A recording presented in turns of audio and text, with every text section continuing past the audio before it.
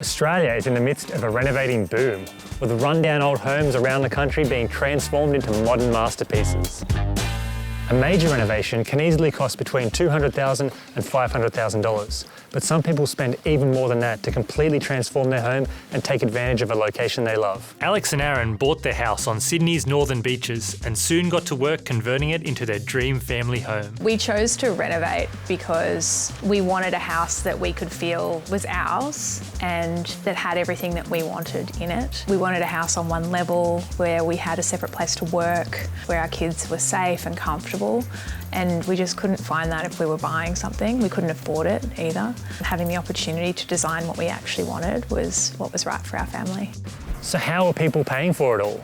Well, most renovators will use their savings, but if you don't have the cash on hand, borrowing money is the alternative. If it's just a cosmetic renovation, say updating the kitchen, bathroom and flooring, one option is to access any equity you may have in the property by refinancing. Depending on your income and expenses, you can generally borrow up to 80% of the value of the property, so talk to your broker or lender to find out if this is an option.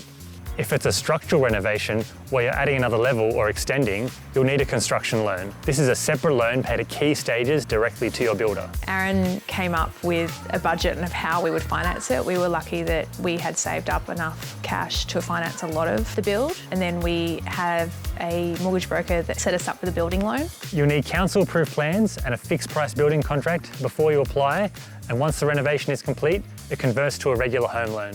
So if you love where you live, but you want a bit more from your home, renovating could be a cost-effective solution.